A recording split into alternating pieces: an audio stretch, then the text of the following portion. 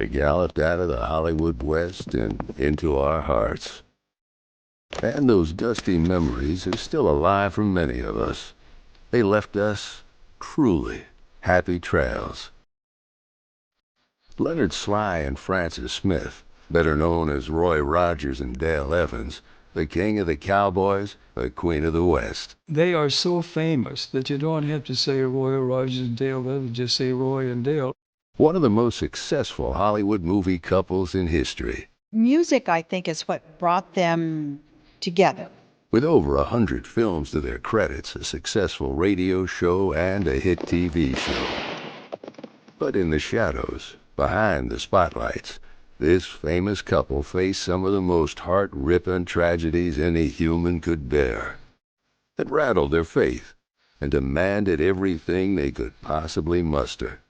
In the end, Roy Rogers and Dale Evans discovered a powerful overcoming courage far beyond a typical Hollywood ending. Most times, especially in the early days, the main spotlight was on Roy Rogers. But the secret of his success was the spunk and the spirit of Dale Evans. She had the spark that people were drawn to. This is her story.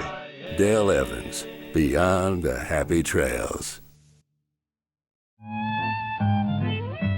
Dale was born Frances Octavia Smith in Uvalde, Texas, October 31st, 1912. At a young age, this girl had a heart to perform. Her mother said whenever she got new clothes to wear, she loved to pirouette in front of a mirror. And she loved music. At 8 years old, she started taking piano lessons. But she got impatient with scales and exercises. She wanted to write her own songs. She was just so talented and so beautiful. Although Dale grew up in a Christian home, it was clear early on that she wanted to choose her own way. As a teenager and a young adult, she was very willful. She just had that little ornery streak in her. She was a free spirit, impulsive, fun-loving, a nonconformist. And smart, too. Life for Dale was already going fast forward, maybe a little too fast. At age 14, against the wishes of her parents, Frances eloped with her teenage sweetheart, Thomas Fox. From the marriage came a son, Tom Jr. But age and inexperience proved to be too much for the young couple to overcome. I mean, she had him when she was 14, good grief, just a child herself. Their marriage fell apart shortly thereafter. Frances found herself a single mom and alone at the age of 17. Somehow, some way, Frances picked herself back up again. Driven by her passion for music, the headstrong Frances moved to Memphis, Tennessee, where she got a job working as a secretary for an insurance company. But something was real clear real soon. More than anything, Frances just wanted to sing. She was a very pretty woman, and she had a beautiful voice, but she had that toughness, By sheer determination, Frances Smith broke into the radio scene, singing and playing piano for several local stations. I've got a lot to say. My grandmother was really never for having mother get into the entertainment industry. She knew it would be a rocky trail for her daughter, and she was right. Frances had already married and divorced a second time. She struggled to find answers and direction. When the road got rough, she would turn back to her faith. She found comfort in the knowledge that God had a plan for her.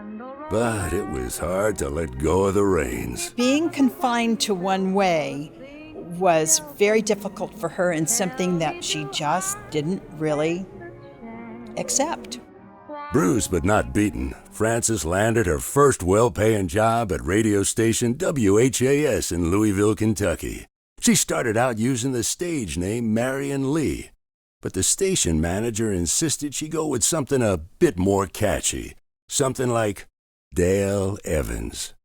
Frances rolled her eyes and said that it sounded too much like a man's name, but after a little persuasion, she made it her own.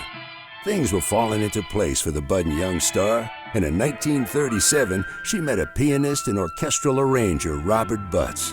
The two soon married. The couple moved to Chicago, where she sang jazz and swing with a number of big bands in fine hotels and nightclubs. Her singing career was on the rise. But despite all of the spotlight and fame in her professional life, Dale was still struggling in her personal life. She was so into wanting to make a name for herself, and she wanted to be on stage. Dale's allure for the stage took its toll on Tom Jr. She didn't have time for my dad and was just really trying to make ends meet. Mom tried to take him with her, and they ended up in Chicago, and both of them just about died there. I mean, the weather was cold, and Tom was just sick all the time. And so she sent him home to live with Grandma. I'm sure it hurt my mom terribly to do that, but it was the only option she had. The guilt and disappointment of not being a better mom for Tom weighed heavy on Dale's heart. She vowed that someday things would be different. But in the meantime, she knew it would take more hard work and money to eventually put Tom through school, and singing was the trail to get there. She was always driven to perform. In 1938, Dale was hired as a staff singer for WBBM, a CBS affiliate. Her perseverance was finally paying off. I love the rain. This talented, beautiful girl from Uvalde, Texas, was not only capturing the hearts of radio audiences, but she was turning heads of film executives as well. Although Dale's passion was not the silver screen, she did see it as a stepping stone to a much grander career on Broadway.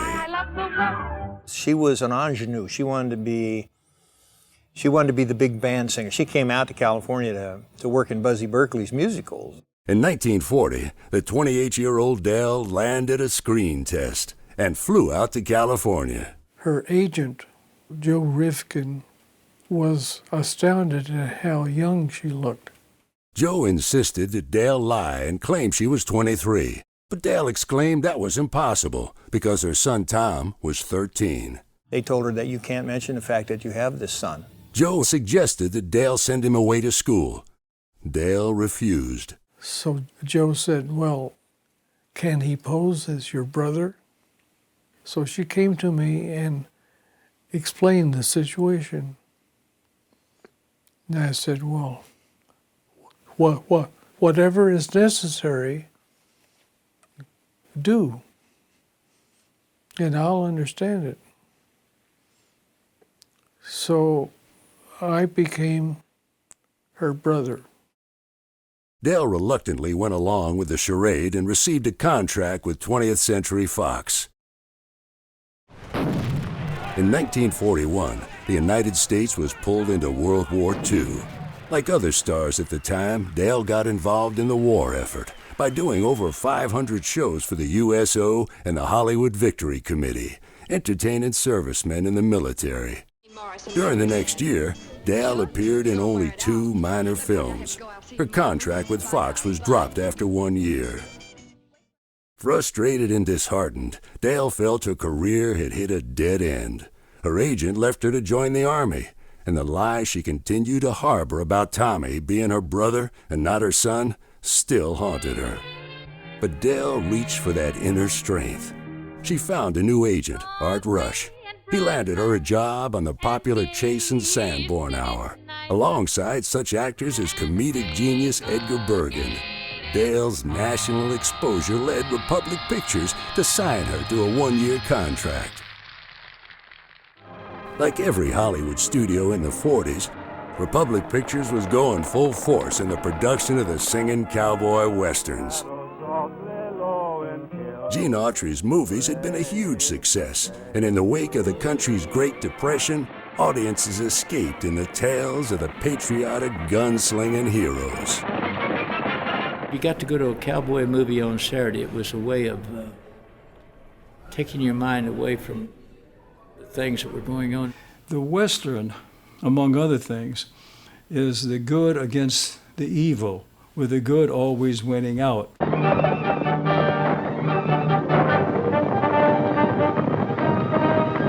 One such good guy hero in the making was a singing cowboy named Roy Rogers. He was the personification of everything that you thought was good in the world. Roy, a young buck originally from Ohio, had found his way to Hollywood. Not only was he a musical talent and excellent horseman, Roy was a true gentleman. He and his wife Arlene had 2 children. Cheryl Darlene, a 1-year-old they adopted from Texas, and Linda Lou, born to Roy and Arlene in 1943. Roy had a special affection for kids, especially those who were sick and underprivileged. They were foremost in his mind all the time. Roy saw their struggle and pain, and it raised questions in his own heart. He couldn't understand why, if we have such a trusting and just and merciful God, why he would allow children of all things, his youngest creations, to come into this life and be attacked by some terrible disease or born with deformities. He would often visit hospitals and orphanages and use his cowboy spirit to uplift the kids. Strumming out a western melody in that cowboy dream of heaven. Roy's compassion and good down-to-earth nature was becoming well known across the country. He had already starred in nearly 40 movies. His popularity was soaring, and in 1943, he was voted the #1 Western star at the box office. And Republic began billing him as the King of the Cowboys. Cowboys dream of heaven. Now, every good cowboy needs a good cowgirl, and Republic Pictures was looking for a special someone who would fit in that saddle. So they called over to Fox and they said, we need a young leading lady for Roy Rogers. And they said, well, the thing is, she has to be beautiful, she has to sing like a bird, and she has to be able to set a horse.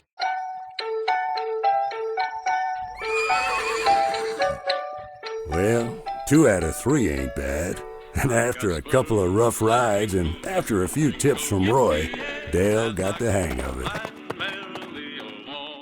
In 1944, they made their debut in The Cowboy and the Senorita. The on-screen duo was a hit. I see you girls are not seeing exactly eye to eye this morning. I just told her firmly that she'll not be allowed to leave the ranch again until the mine is sold. The King of the Cowboys now had an equally admired counterpart in Dale Evans. I'm coming through! Move over! Really the first icon for American girls of the heroic Westerner woman who could get in there and help solve a problem. Now, Gabby, that's silly. If I'm going to help run the Brooks Rodeo, I want to learn all the angles. Well, she was a real pistol. She soon became known as the Queen of the West. She was always a feisty character who could hold her own. Drop that gun! And she and Roy had this wonderful on-screen always battling a little bit. Would you care to answer a few simple questions? Are you going to ask them? Only me. And I'm sure they'll be simple. There was a chemistry between the two. It wasn't a love chemistry at all. It was just, they played off of each other so well. And if I never see you again, You know you're kind of cute. Well...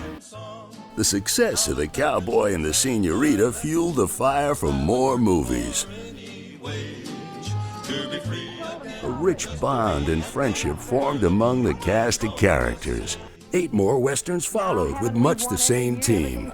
Roy Rogers, Dale Evans, Gabby Hayes, Pat Brady, and the Sons of the Pioneers.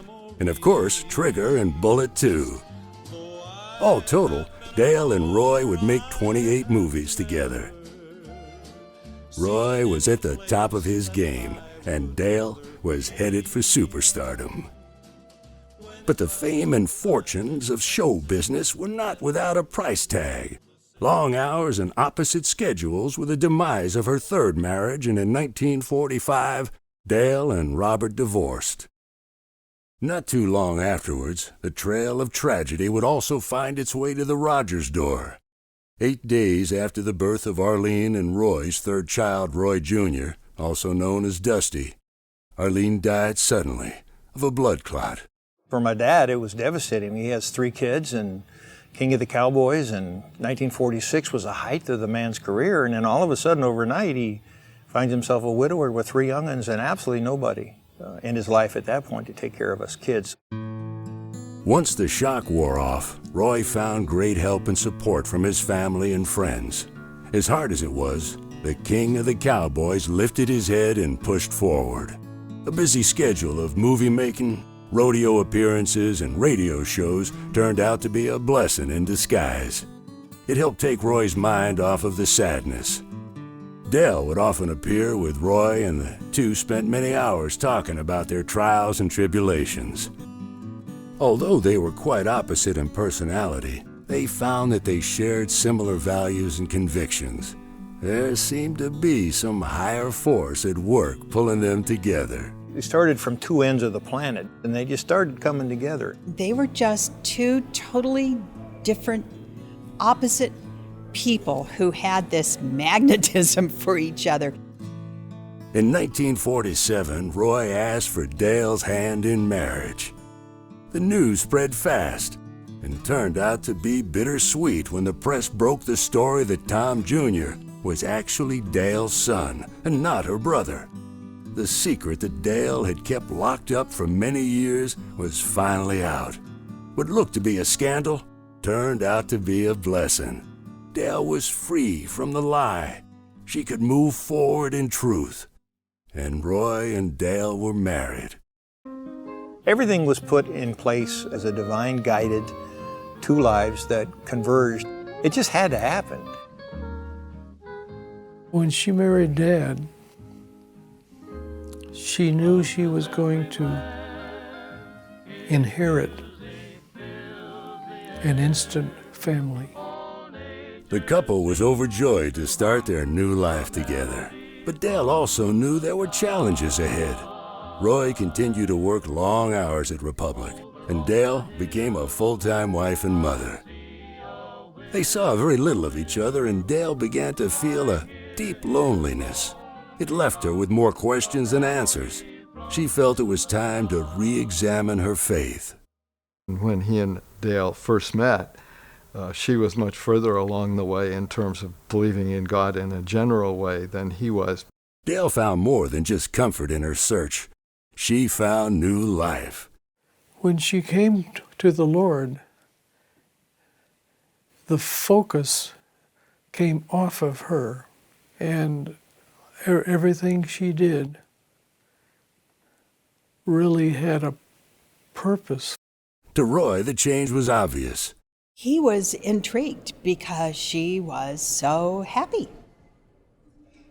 And he wanted to know what that was all about. While Roy had a more subtle way of expressing his faith, Dale's new vibrance was contagious.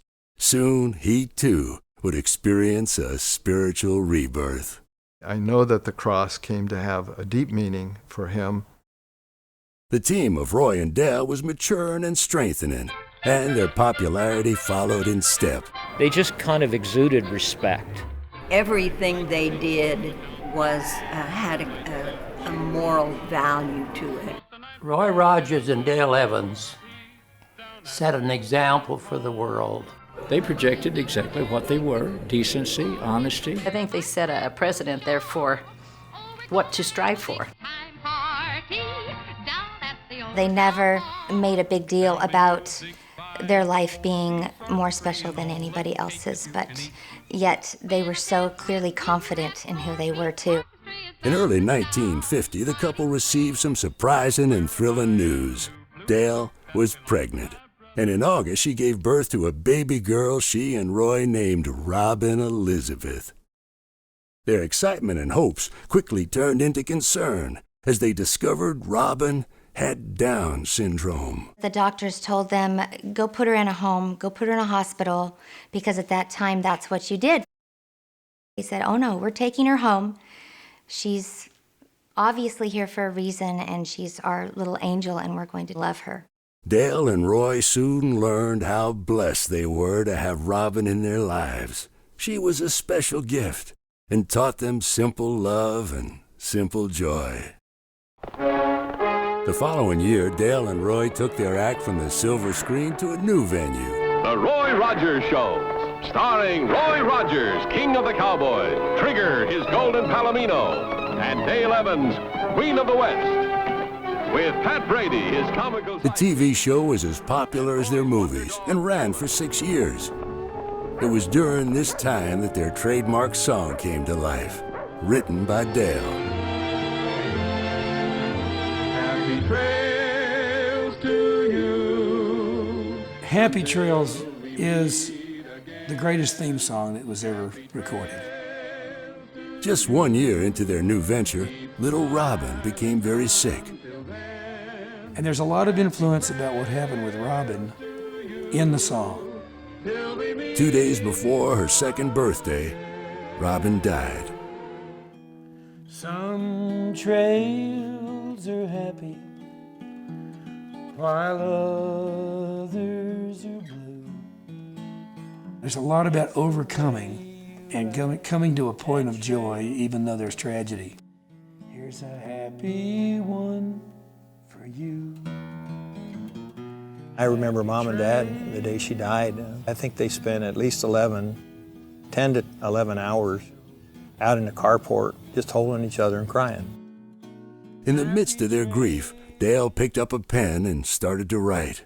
When she wrote Angel Unaware, she always said she didn't write it. It was a gift from God. And I really have to believe that because it came just all at once.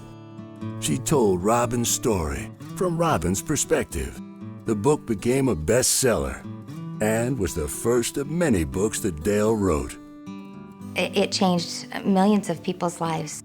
One night while performing at a rodeo, Roy and Dale fully realized the impact of Angel Unaware.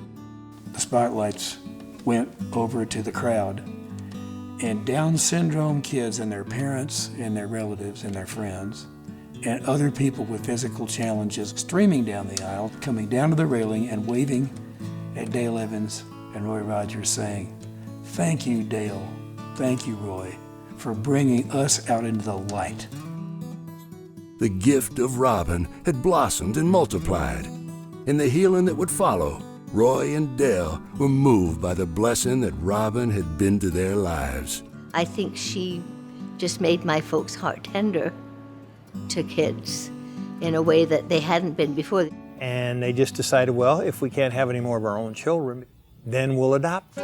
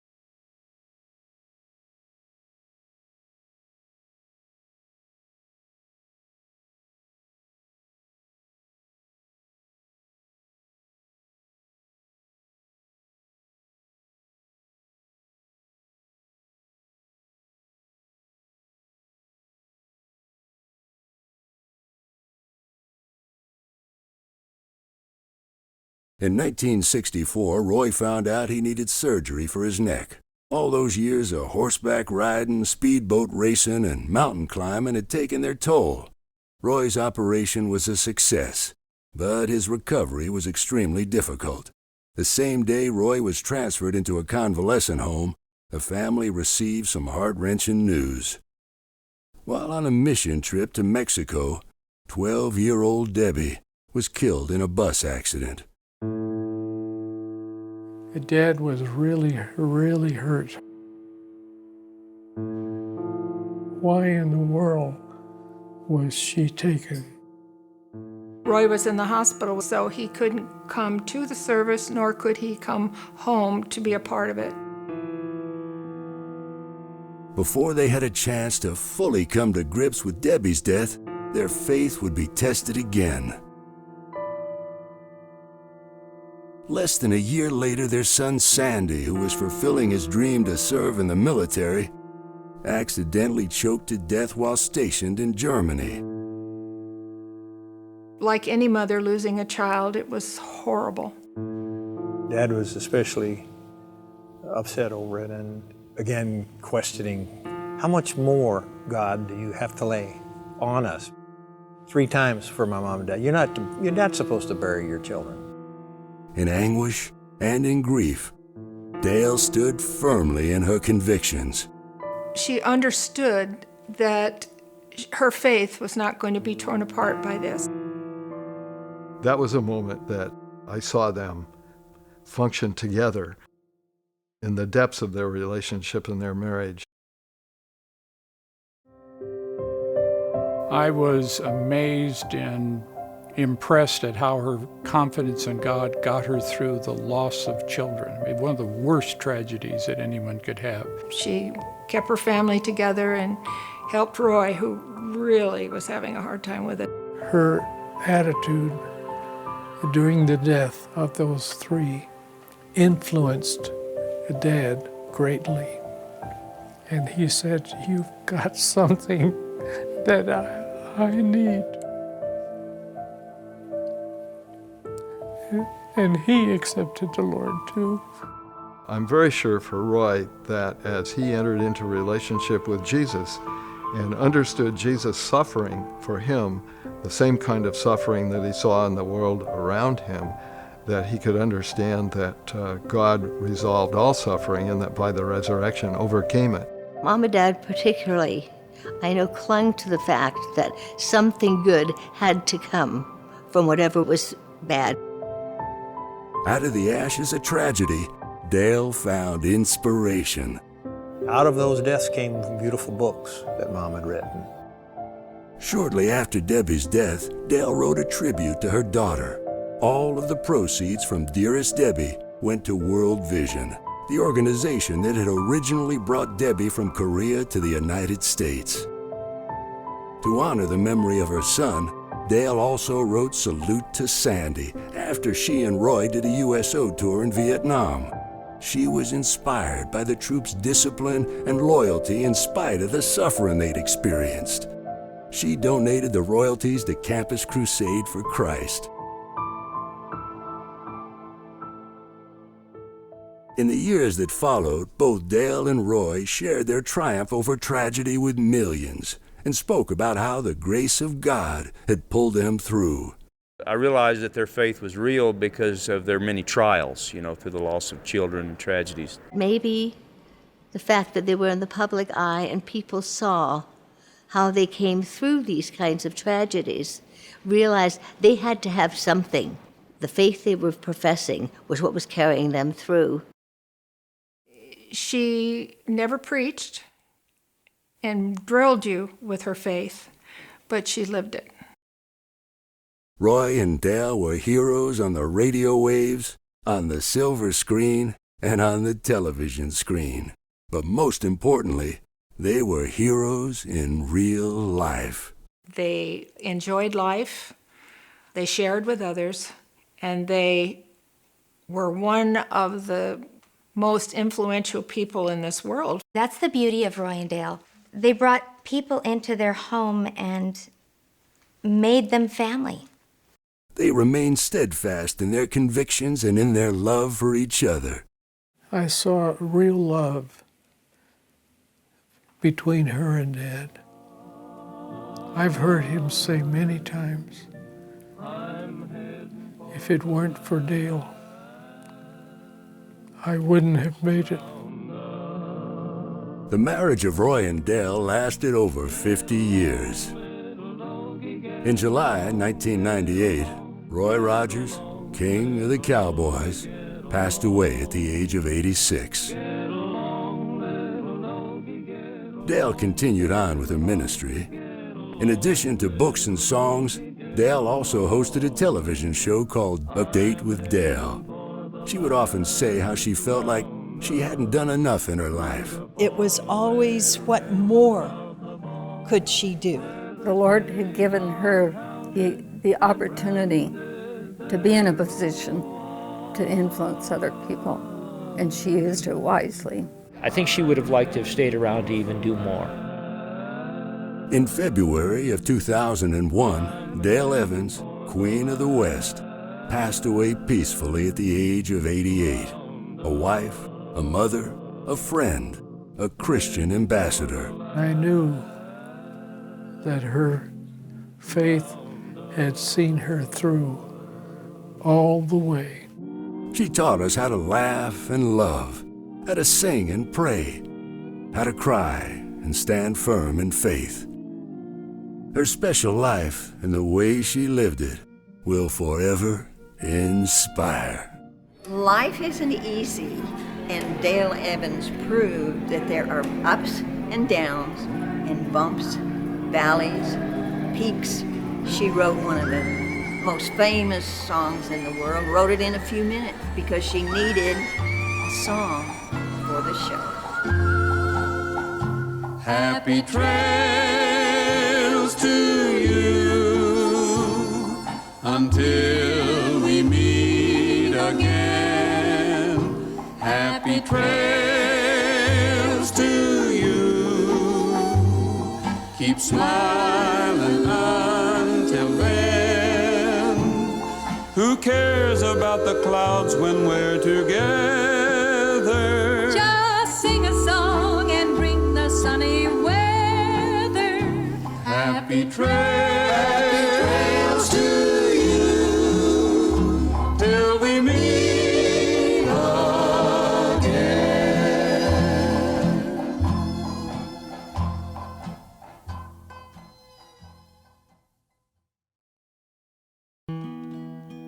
Some trails are happy while others are blue. It's the way you ride that trail that counts. Here's a happy one for you. Happy trails to you until we meet again. Happy trails to you. Keep smiling until then.